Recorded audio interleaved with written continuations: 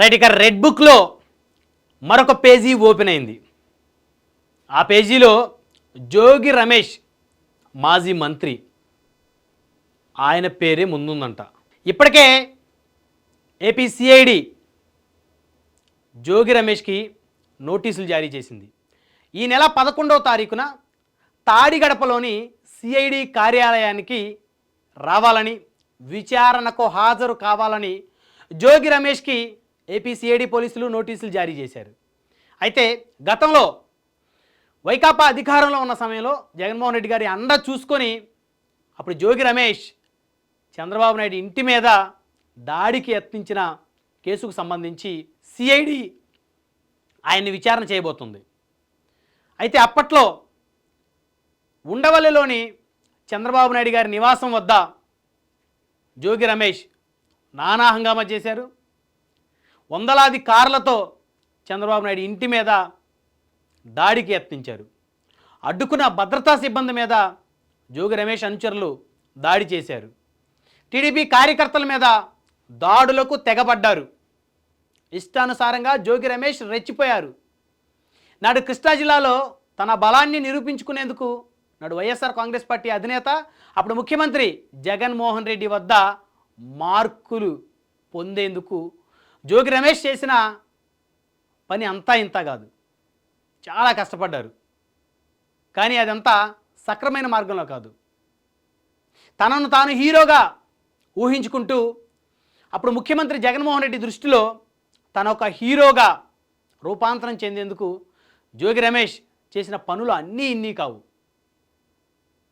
సాక్షాత్తు ప్రభుత్వ కార్యక్రమాల్లో, ప్రభుత్వం ప్రతిష్టాత్మకంగా నిర్వహించిన కార్యక్రమాల్లో అటు ముఖ్యమంత్రి జగన్మోహన్ రెడ్డి ఆసీనుడై ఉన్నటువంటి సభా వేదికల మీద అప్పటి జనసేన అధినేత పవన్ కళ్యాణ్ ఉద్దేశించి నీచాతి నీచంగా మాట్లాడిన వ్యక్తి జోగి రమేష్.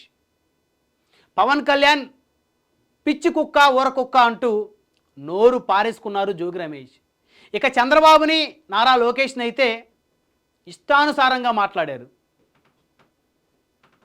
సో ప్రస్తుతం జోగి రమేష్ కాస్త స్తబ్దుగా ఉంటున్నట్టయితే తెలుస్తూ ఉంది.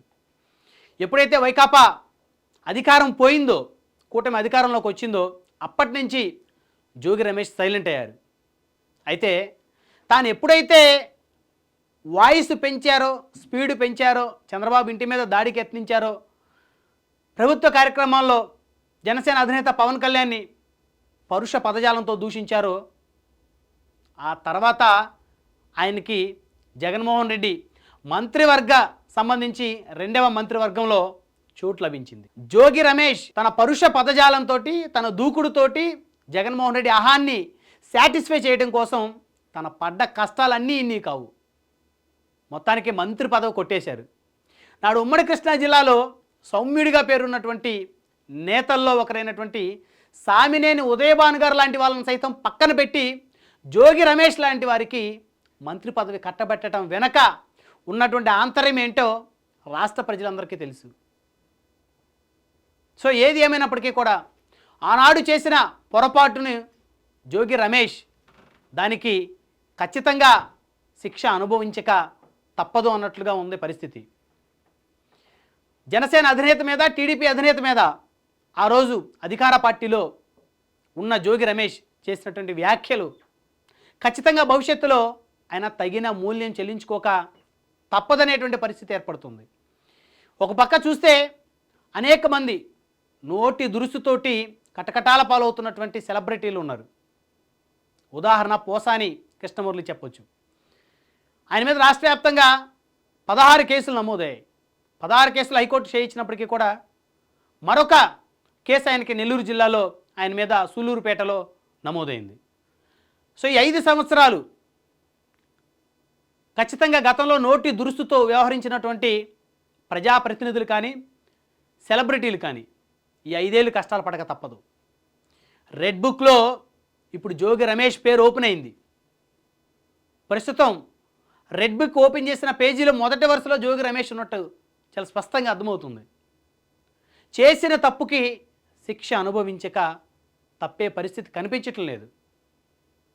ఆ రోజు గౌరవంగా హుందాగా వ్యవహరించినట్లయితే ఈరోజు ఇదే ఉమ్మడి కృష్ణా జిల్లాలో జోగి రమేష్ అటు టీడీపీ కానీ జనసేన కానీ తీర్థం పుచ్చుకునే అవకాశం ఉండేది. ఇప్పటికే ఆయన మనసులో పార్టీ మారాలని ఉన్నప్పటికీ కూడా తాను చేసిన అతిపెద్ద తప్పు టీడీపీ అధినేత చంద్రబాబు నాయుడు ఇంటి మీద దాడికి వెళ్ళటం, అదేవిధంగా ఒక బహిరంగ సభలో జనసేన అధినేతను పరుష పదజాలంతో విమర్శించటం. ఈ రెండు కూడా రాష్ట్ర ప్రజలు మర్చిపోయే పరిస్థితి కాదు. ఈ రెండు కూడా కూటమి నేతలు ఎప్పటికీ మరవలేనటువంటి సంఘటనలు. కాబట్టే జోగి రమేష్ ప్రస్తుతం కూటమి పార్టీలోకి వెళ్ళాలనేటువంటి ఆలోచన ఉన్నప్పటికీ కూడా వెళ్ళే పరిస్థితి అయితే కనపడటం లేదు. జోగి రమేష్ రాజకీయ ప్రొఫైల్ కనుక ఒకసారి చూస్తే ఆయన 2009లో కాంగ్రెస్ పార్టీ నుంచి పెడన నియోజకవర్గం ఎమ్మెల్యేగా ఎన్నికయ్యారు. ఆ తర్వాత 2019లో వైఎస్ఆర్ కాంగ్రెస్ పార్టీ నుంచి పెడన నియోజకవర్గం నుంచి ఎమ్మెల్యేగా గెలిచారు. జగన్మోహన్ రెడ్డి మంత్రివర్గానికి సంబంధించి 2వ విడత మంత్రివర్గంలో మంత్రిగా పనిచేశారు. ఒకప్పుడు జోగి రమేష్ ఉమ్మడి కృష్ణా జిల్లాలో కాంగ్రెస్ పార్టీ కార్యకర్త అని చెప్పొచ్చు. ఆనాడు ఉమ్మడి కృష్ణా జిల్లాకు సంబంధించి దివంగత నేత వంగవీటి మోహన్ రంగా ప్రధానమైనటువంటి అనుచరుల్లో జోగి రమేష్ కూడా ఒకరని చెప్పొచ్చు.